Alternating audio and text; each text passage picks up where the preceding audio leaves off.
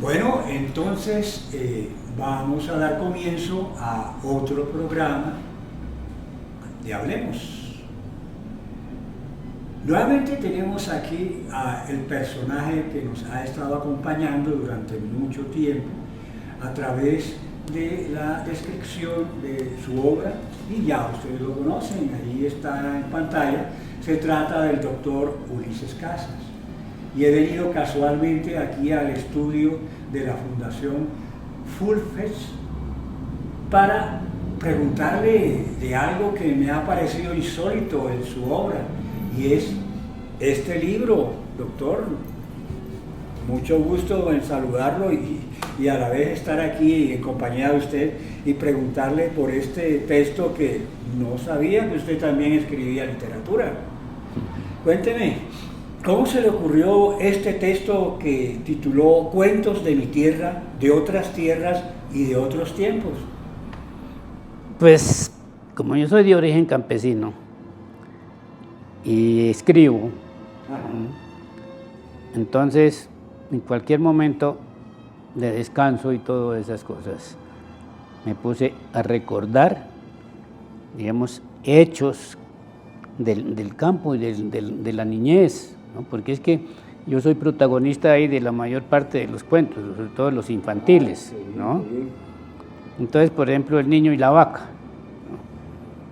Pues yo de pequeñito iba con mi mamá al ordeño de la vaca, y y esa cosa. Y un día, eso sí ya es parte del cuento, ¿no? Le agrego algo, que es, un día la vaca pateó la vacía y se regó la leche. Bueno, eso ya es parte del cuento, porque es que el cuento es un hecho rodeado de literatura, ¿no? Esa es mi definición del cuento, ¿no? Un hecho real, objetivo, rodeado de un lenguaje agradable, eso. Y al final de ese cuento, cuando yo digo, ese día el niño conoció a su madre, ¿qué significa?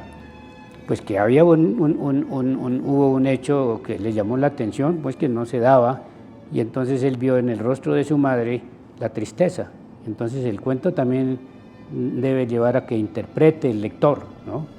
Que imagine. Así es, darle al lector oportunidad de que juegue con su imaginación.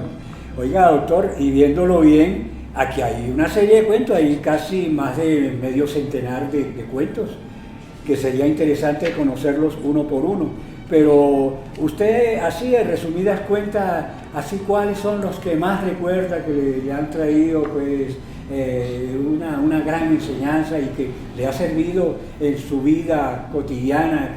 ¿Cuál de ellos, por ejemplo, digamos unos 5, unos 6, unos 10, cuál de esos? Por ejemplo, cuente el primero, a ver, ¿cuál sería de esos cuentos que ha tenido, que le ha dejado a usted huella? Pues huella no tanto, sino recuerdos, ¿no? Claro, entonces, ese que le acabo de decir, ¿no? Pero hay otro también que es muy bonito, que es el niño, no digo, el perro, la bicicleta y el niño, ¿no? Porque allí en la casa había un perro, yo tenía una bicicleta con canasta atrás, ¿no?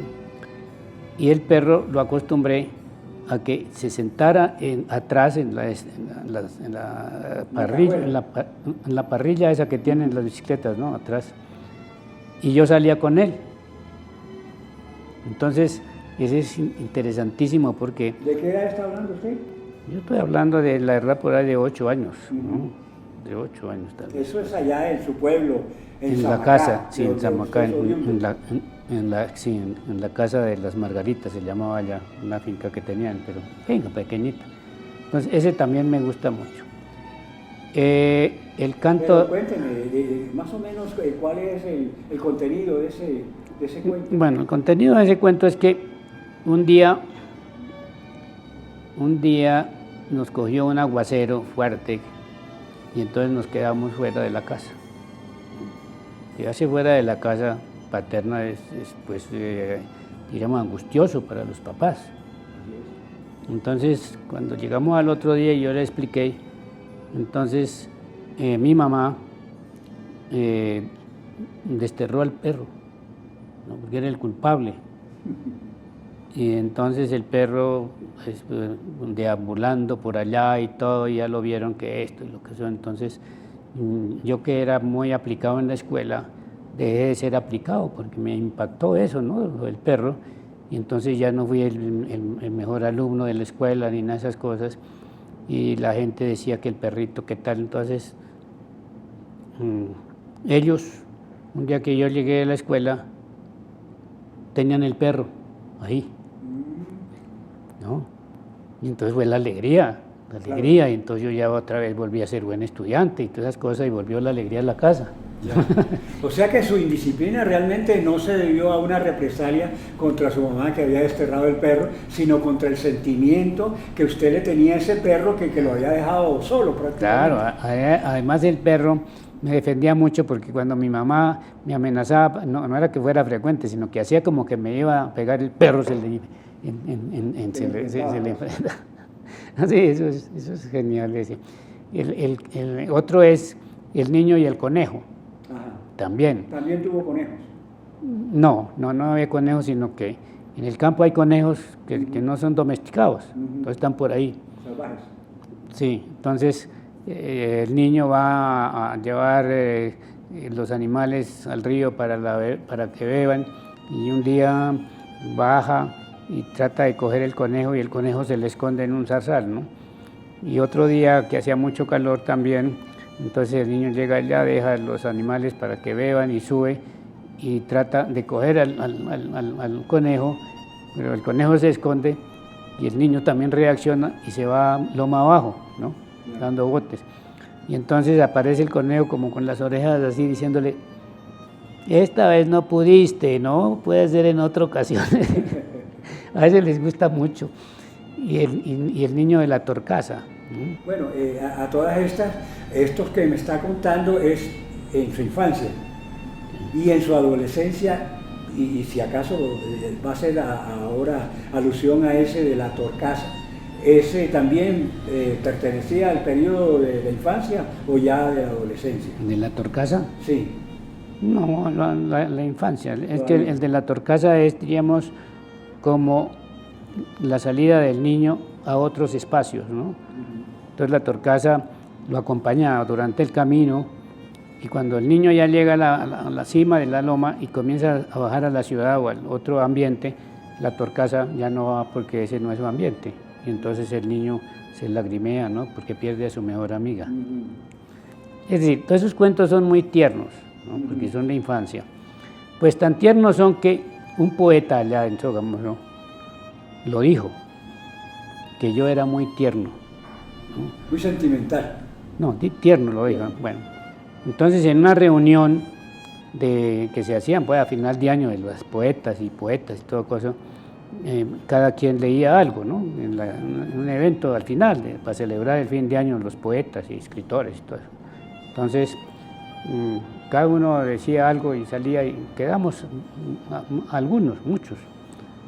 Entonces yo dije, y a mí me tocaba ya leer, ¿no?, mis cuentos, un cuento. Entonces el presidente de la asociación me decía desde allá que no leyera sino uno, porque ya era tarde. Entonces yo no le hice caso y dije: mire, leí un cuento, 3 cuentos, y dije: vea, usted, le dije a un profesor, le dije, usted es el culpable de que mis cuentos digan que son tiernos, que usted diga que es tierno. Entonces dice la gente, no sé si eso sea cierto. Entonces levantó una de ellas, de las poetas, y se acercó a mí y me dice: usted es tierno. ¿No? Todo eso son genialidades, ¿no? Pero eso, claro. Durante su juventud, ¿qué cuentos recuerda así en los que participó, en fin? No, que así que recuerde como para escribir en cuento, pues hay muchas cosas, ¿no? Muchos acontecimientos interesantes. Pero los más importantes, ¿cuál podría ser? Podría ser en una competencia ciclística en el colegio, ¿no?, que era una doble azotáquira. Y entonces yo gané de para abajo, ¿no? ¿De Samacaso? No, de Tunja a De Tunja. Sotaquirá, Y ya de para arriba, ya llegando a la meta que era el colegio, ¿no? Otro de los participantes, ¿no? Me dice, oiga, Casas, entremos al tiempo, ¿no? A la meta, ¿no? A la que era el colegio, ¿no? Entonces, antes de llegar al colegio, en Tunja hay una subida muy fuerte, ¿no? Que se llama la subida ahí en San Francisco, se llama esa calle. Entonces yo... Algo así como un premio de montaña. Sí, entonces yo me puse a pensar, pues quién sabe, ¿no? Quién sabe si yo le pueda ganar en la subida, ¿no? O que me gane él. Y entonces yo, que ya me gané una etapa, pierda. Entonces le dije, no, si aquí no estamos en un paseo, estamos en una competencia ciclística, y no le hice caso y yo me gané la carrera. Bueno, qué bien. Oiga, doctor, aquí a manera de paréntesis, estos cuentos, esto significa de que usted ahora va a incursionar en la literatura y además de cuentista podría resultarnos poeta o literato de alguna novela. No, yo en primer lugar no entiendo la poesía, porque es que la poesía es una expresión muy subjetiva, ¿no? Entonces uno lee una poesía y esa, digamos, ese carácter subjetivo uno no lo puede entender, no lo entiende porque uno no ha tenido esa misma experiencia subjetiva, ¿no? Entonces yo, generalmente yo no entiendo, no leo la poesía, ¿no? A mí me gusta la novela, sí. Novela, ¿de pronto se inclinaría por escribir novela? No, porque es muy largo, ¿no? Yo tengo la tendencia a la síntesis. ¿Usted ve en todos los libros? Sí, claro.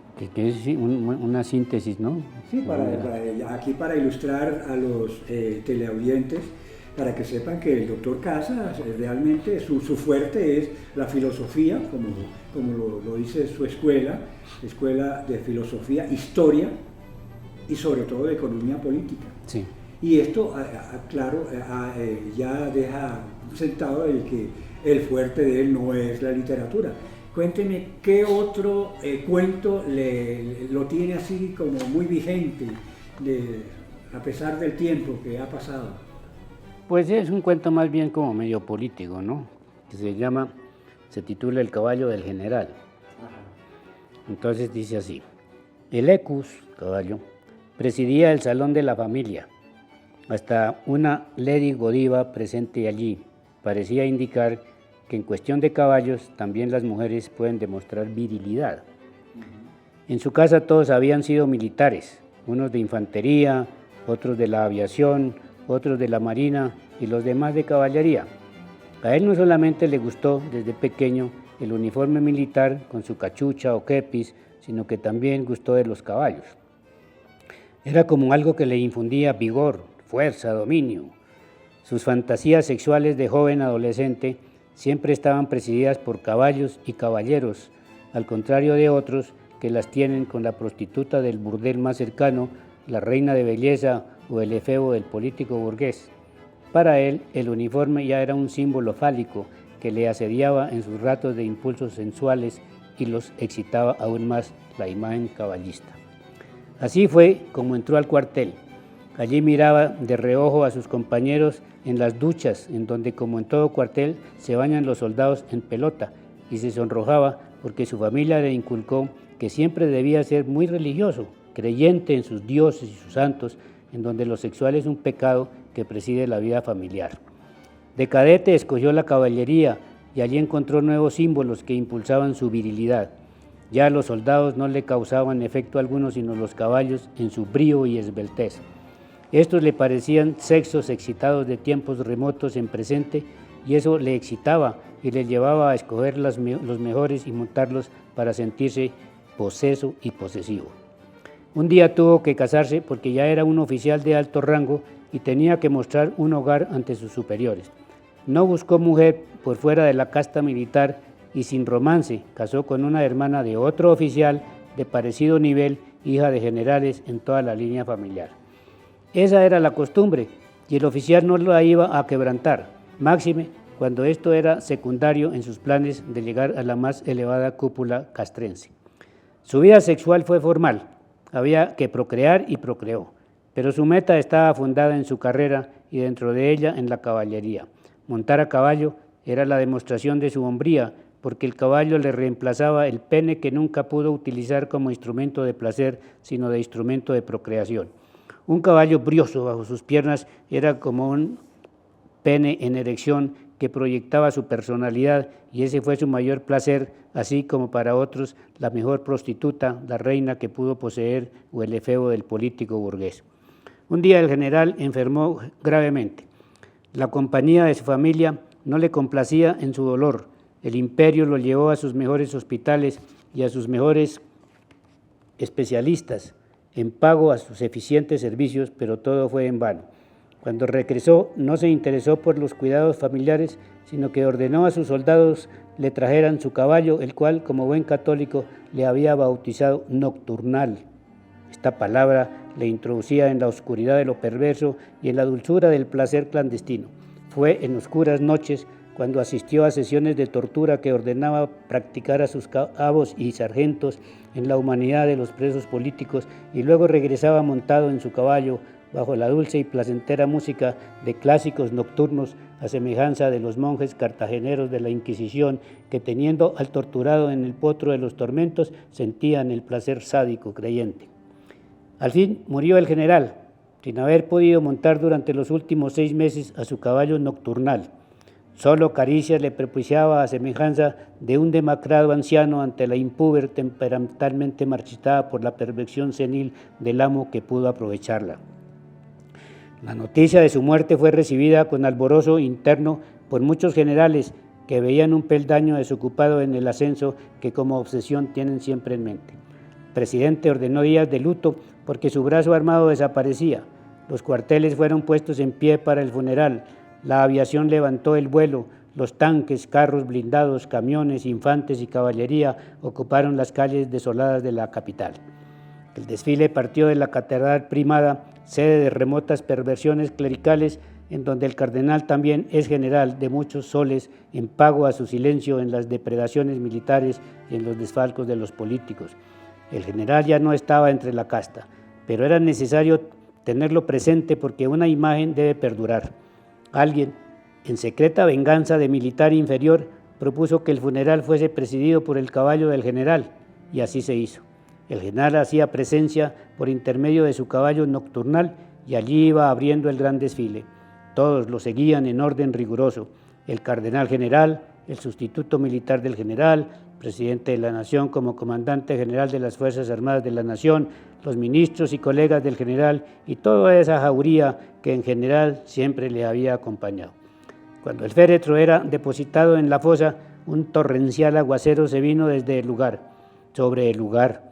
Unos corrían a resguardarse, otros fueron cubiertos con paraguas por sus edecanes y sirvientes, otros, menos poderosos, tuvieron que recibir el inclemente chubasco. Todos maldijeron el momento sin decir palabras.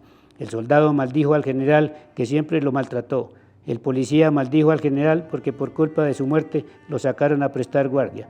Los suboficiales maldijeron a sus superiores. Los oficiales bendijeron su muerte porque les abrió el escalafón. Solo 2 personajes quedaron en silencio. El general, porque ya se encontraba bajo tierra, y su caballo, porque a pesar de todo, aún no puede hablar. Sin embargo, también abandonó el lugar y cuando alguien lo ve, recuerda al general. Algunos afirman ahora que el caballo sigue reemplazando al general, solo que aquel aún no se ha enfermado y por lo mismo no ha podido tener necesidad de nombrarle sustituto.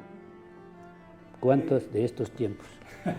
Mire, le cuento que ese cuento, hablando de cuento, este cuento se hace interesante porque participan actores muy importantes de la vida social. Eso va de general a general.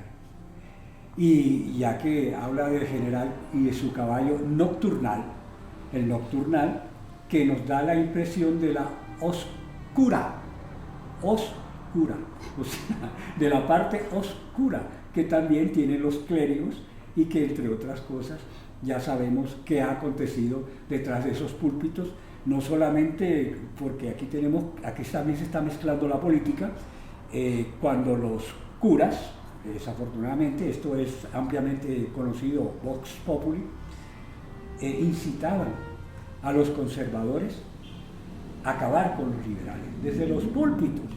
Entonces eso pues, este cuento nos llena pues de conocimiento sobre los aconteceres tanto de la milicia como del clericalismo dentro de la sociedad. Bueno, doctor, y por otra parte, cuénteme, sobre ese cuento. Sí, es que ese cuento me lo inspiró el gran Burundún Burundá ha muerto de Jorge Salamea. Ajá. Ese me lo... Otro gran escritor colombiano, Jorge Salamea. ¿Y qué otro cuento así interesante nos puede usted contar? O si quiere, pues aquí tiene el libro que se pueda recordar fácilmente, dado que hay más de medio centenar de cuentos interesantes y que aprovecho para invitar a la audiencia a que los consigas en la biblioteca o aquí directamente a la Fundación Fulfes. En la Luis Ángel Arango están todos mis libros. Sí, todos los libros. Qué bien. Entonces estamos invitándolos a todos a que se acerquen a la biblioteca Luis Ángel Arango de Bogotá, donde se encuentran todos los libros o la obra completa del doctor Ulises Casas, incluida esta última de Cuentos de mi tierra. ¿Qué más iba a decir al respecto? Esta me gusta también, se titula Nostalgia.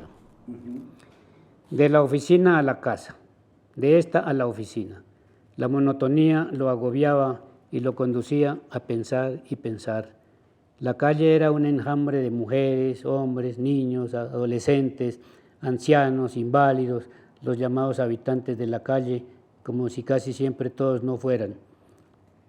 Recordaba su infancia en medio de montañas, bosques, llanuras, ríos, quebradas y toda clase de seres vivos. Su vecindario, tan disperso pero solitario y alegre por esa misma alegría natural que generaba todo su alrededor. Multitudes y multitudes de cosas y de humanos, contaminación y violencia de toda clase, y él en medio de todo esto. Si conversaba con sus conocidos, eran todos lo mismo, y esto era apenas una especie de rumor, porque asistía como un solitario real a tal punto que cuando le inquirían por lo conversado, solo atinaba a mirarlos sorprendido.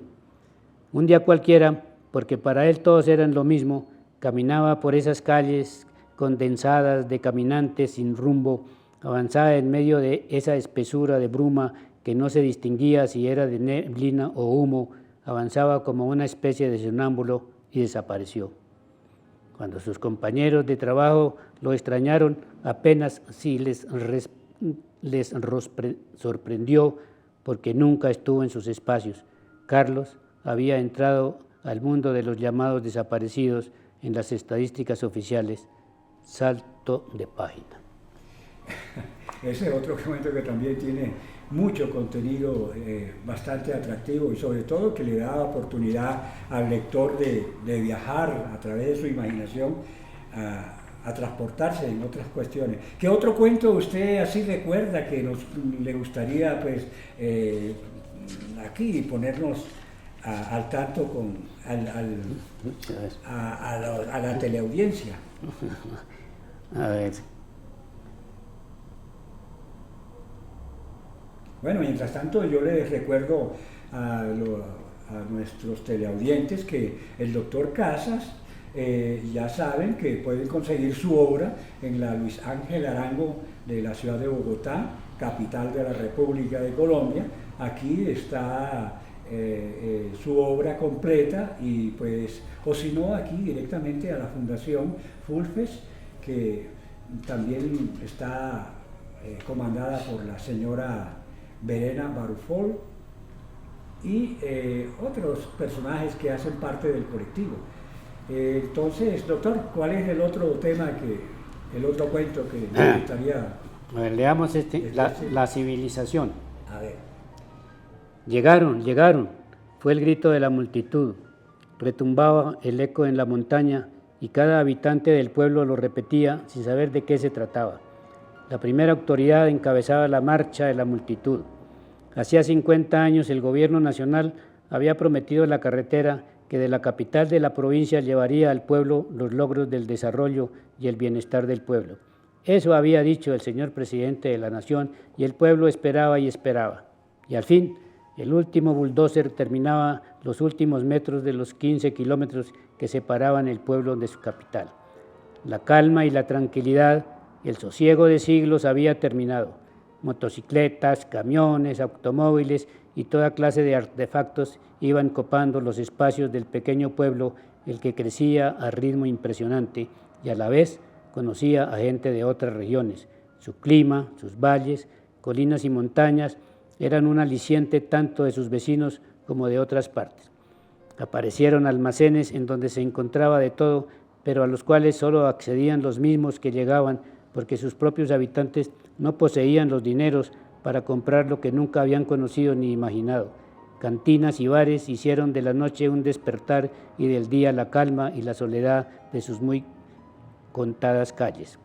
Las señoras del pueblo comenzaron a inquietarse porque unas señoritas vestidas muy exóticamente se paseaban por las tardes y entrada la noche desaparecían. Los hombres comenzaron a llegar tarde a sus hogares de mal genio y a dormir más tarde de lo acostumbrado, a pesar de tener la tarea de cuidar de las vacas, los bueyes y los terneros. Y comenzaron las separaciones. Aunque lo normal era la unión libre, porque en ese pueblo el cura no tenía influencia para hacerlos casar, las parejas se fueron disgregando. A la vez la autoridad civil como la militar y eclesiástica hacían esfuerzos por ordenar a las familias, pero todo era inútil. Un día cercano a las elecciones para las corporaciones públicas aparecieron unos señores que con parlantes llamaban a los ciudadanos para que inscribieran sus cédulas para votar por ellos. Les hablaban y les hablaban, pero ellos no entendían porque hacía 50 años que había venido uno parecido a estos, el que hacía de vocero del gobierno para prometer la carretera. Entonces los de ahora les dijeron que gracias a ellos tenían carretera, que gracias a la carretera era que había llegado hasta ellos la civilización. Ahora sí entendieron qué significado tenía el grito del primer día. Este cuento muy bien, este cuento no solamente incluye a las cuestiones políticas, sino históricas, ¿no?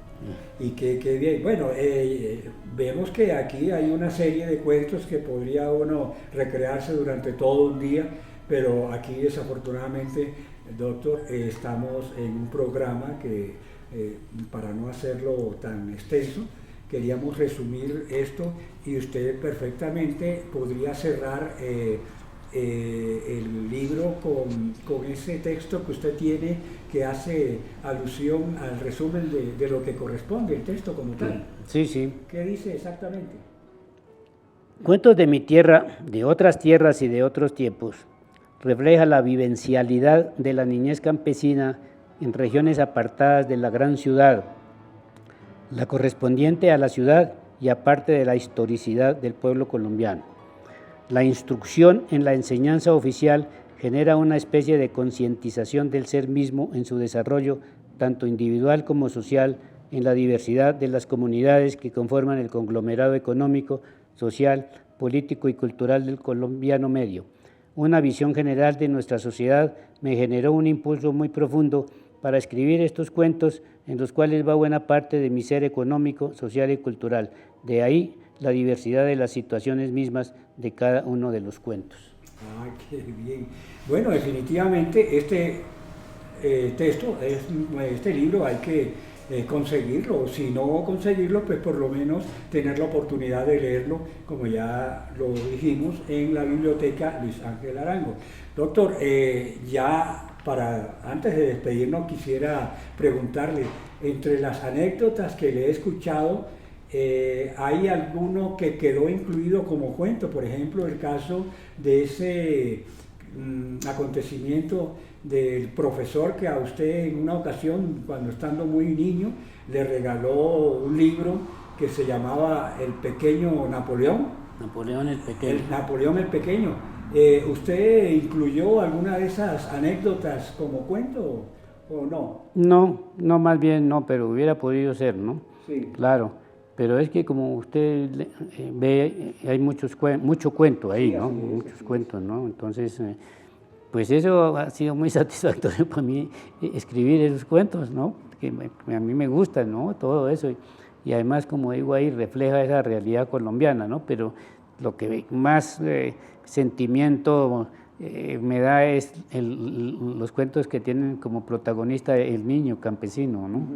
Y, por ejemplo, el de la nostalgia, ¿no? Es decir, cuando uno llega aquí a las ciudades, pues todo es movimiento por aquí, por allá y todo, y uno pierde como esa identidad del ser humano con la naturaleza. Claro, ¿no? porque cada cual está en lo suyo. Claro, Manuel Mejía Vallejo tiene un libro que se titula Cuentos de mi tierra, ¿no? Y entre esos cuentos, él tiene uno de un niño campesino que llega a la ciudad con un cabrito, ¿no? Con un cabrito, y entonces a los alrededores de la ciudad que todavía no estaba crecida, el cabrito por allí y por allá, pero cuando ya bajan a la ciudad, entonces un carro lo mata al cabrito, y entonces la tristeza del niño, y entonces es muy bonito, ¿no? Tiene, es decir, esos cuentos de Mejía Vallejo son muy bonitos cuentos. Bueno, y además de esa anécdota que les trajimos a cuento, ¿qué otra anécdota sí le recuerda que le ha servido a usted para su formación en su vida profesional y de escritor? No, tal vez un cuento por ahí que se titula Al fin juez o algo así, ¿no? Entonces, pues como la justicia está toda desarticulada y no tiene, entonces le llevan al juez un caso de un suicidio, ¿no? Y como el suicidio está condenado por la iglesia y todo, entonces hay que abrir un expediente, ¿no? Para condenar a alguien. Y entonces el juez condena a prisión perpetua al suicida como sentencia. Pero esto se entera usted como abogado, litigante que fue, o fue una experiencia de algún otro colega. No, eso yo... Ya, usted participó como defensor de... No, de nada, no, es que es la inconsistencia de una sentencia, ¿no? Ah, ya. Que no tiene sentido, ¿no? Que condene a un suicida. Sí, claro, imagínate.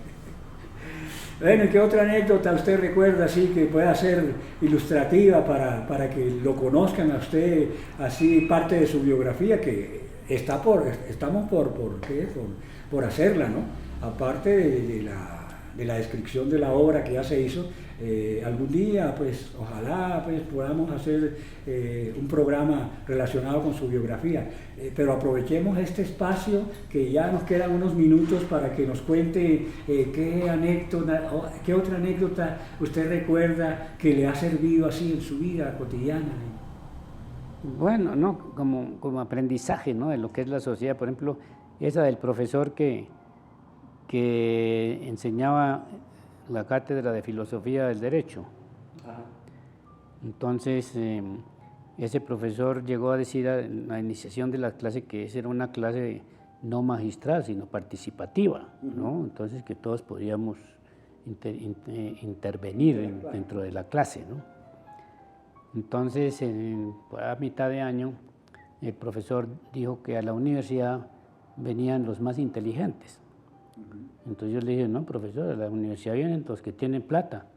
Y dijo, no, entonces, pues si usted cree que hay genios detrás de un arado, de un asadón, en los potreros, entre los cagajones de las vacas, ¿hay genios? ¿Puede haber genios? Le dije, sí, profesor, puede haber genios. Entonces el profesor le dio un manotazo a su pupitre ese, a su mesa, y abandonó la clase, la mitad de la clase.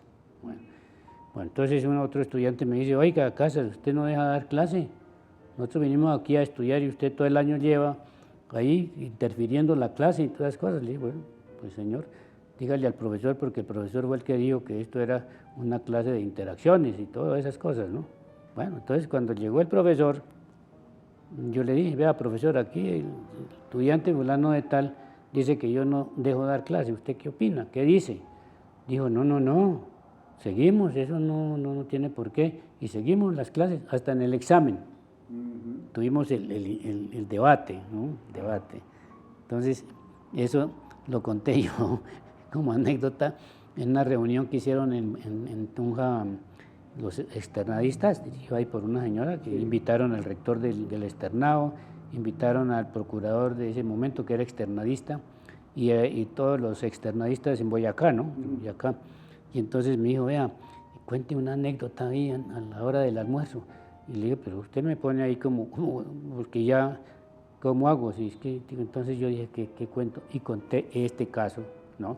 Que parece un cuento, claro, pero que fue real. una experiencia. Sí, claro. Bueno, pero usted considera que la reacción del profesor en ese momento de salirse de la clase era una represalia contra usted o no.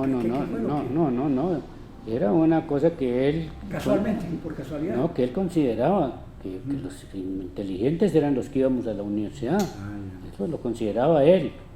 Bueno, pero posteriormente dice usted que él realmente aceptó la intervención suya porque se trataba de una clase participativa. Sí, claro. Pero claro. entonces él no objetaba, sino de pronto la posición de que usted consideraba de que detrás de un asadón o de cualquiera podía ser un genio. Es decir, al hombre le impactó la cuestión y Ya. no le gustó, Ya. porque le cuestionaba lo que él decía, ¿no? Ujú. Entonces se salió de clase, pero es una cosa pues inaudita, porque todos quedaron sorprendidos, o quedamos, ¿no? Porque un profesor que se ve que le cuestionan su modo de pensar, o dicho, se sale de clase. Sí. Muchas veces sale un estudiante, el profesor le dice salgas de clase, pero que fue el profesor el que se sale de clase, ¿no? Por la acción de un estudiante a eso, ¿no? Y otra fue también en ese sentido de que pusieron una tarea en Derecho Comercial, y entonces una tarea de libre, ¿no? Y entonces yo llevé un estudio, digamos que un modo de pensar sobre el sistema bancario. Ajá. Entonces yo dije que los bancos crean dinero, Ajá. como bancos. Entonces, por ejemplo, usted ingresa 1 millón de pesos al banco como ahorro. Bueno, entonces usted sigue siendo el dueño de los 1.000 pesos, ¿no? Pero el banco lo tiene en posesión, entonces del banco ahí en ese momento. Luego el banco presta esos 1.000 pesos a un cliente, ¿no? O a una persona. Entonces ya hay 3.000 miles. Hablemos de 3.000 millones como para hacerlo interesante. Bueno, entonces ya hay 3.000 millones aquí, 3.000 millones en el banco y 3.000 millones en el que hizo el préstamo. Entonces hay 9.000 millones. Se ha triplicado ahí sin querer. Claro, entonces se crearon 2.000 millones, porque la realidad es de 1.000 millones uno. Claro. Y entonces, claro, pues el profesor no había escuchado una posición de eso, ¿no? Y yo, ¿y usted de dónde sacó esa idea? Le dije, pues refútemela.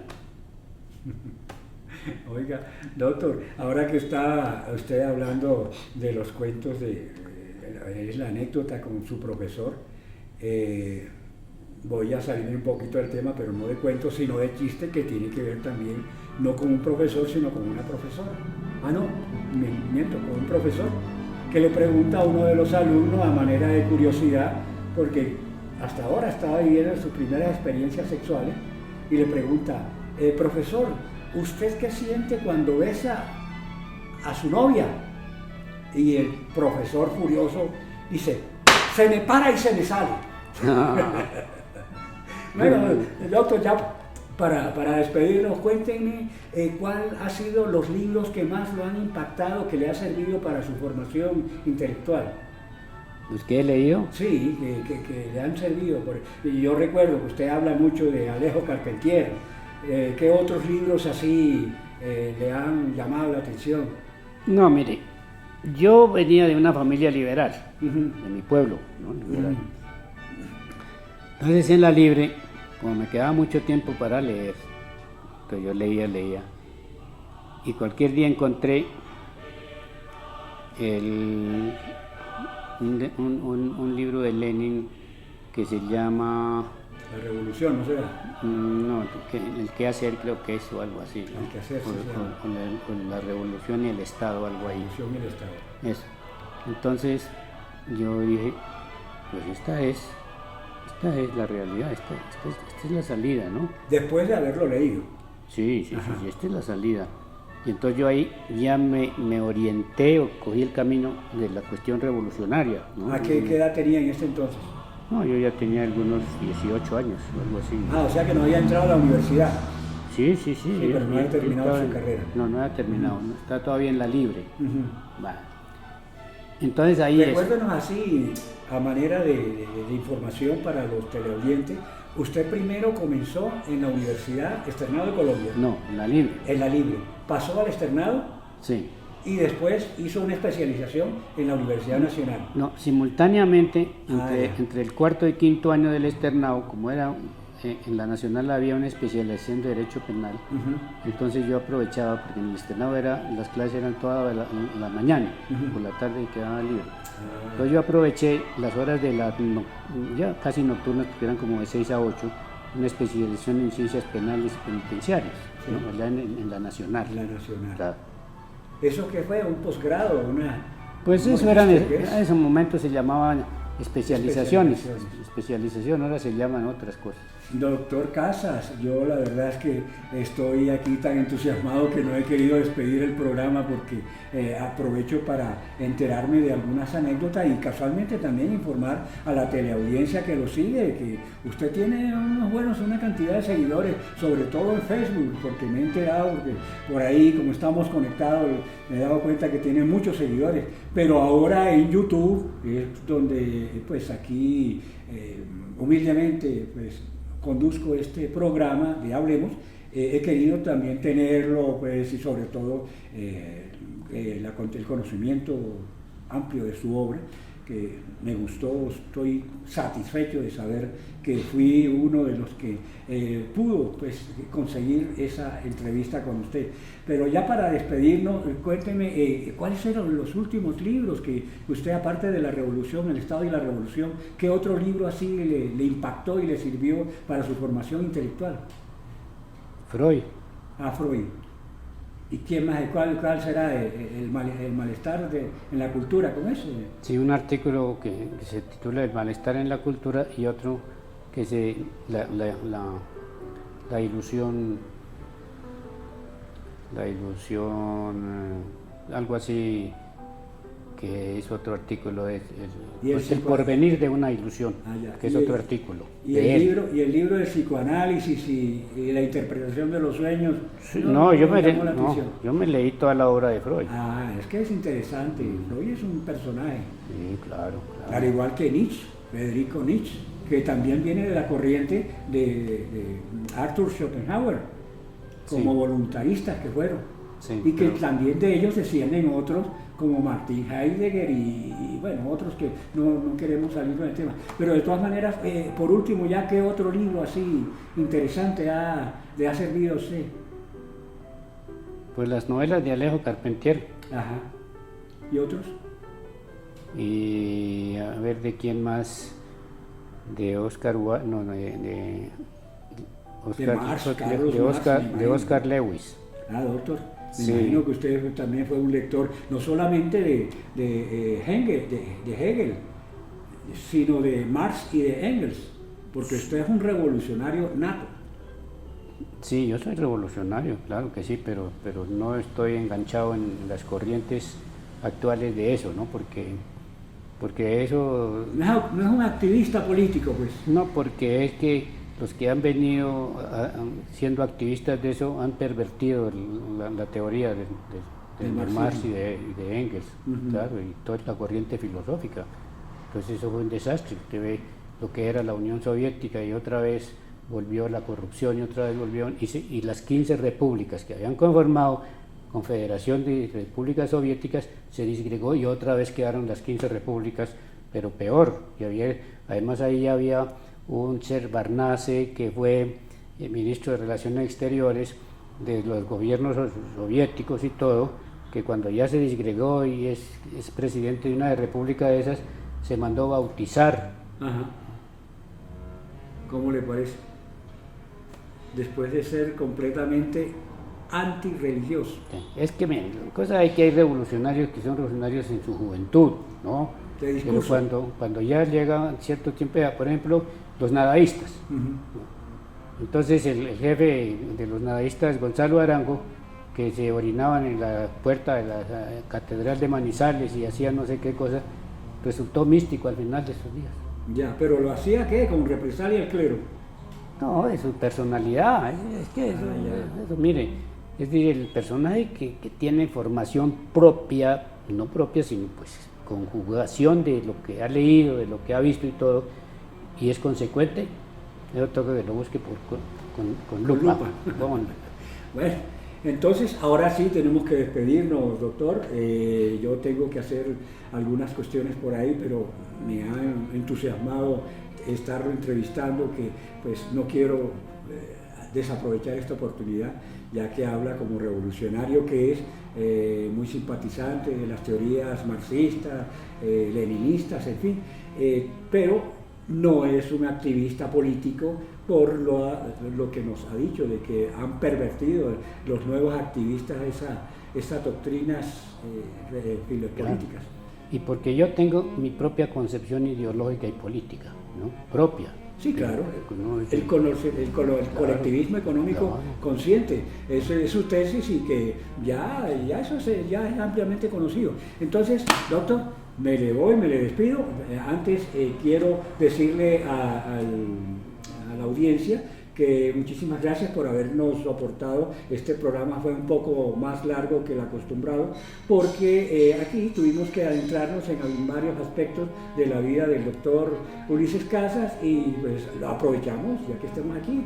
A ustedes muchísimas gracias y al doctor Ulises Casas, ya saben, me complació muchísimo haber venido aquí a visitarlo en su estudio de Fulvis. Muy bien. Que esté muy bien. Entonces, ahí nos vemos. Muy buenas tardes.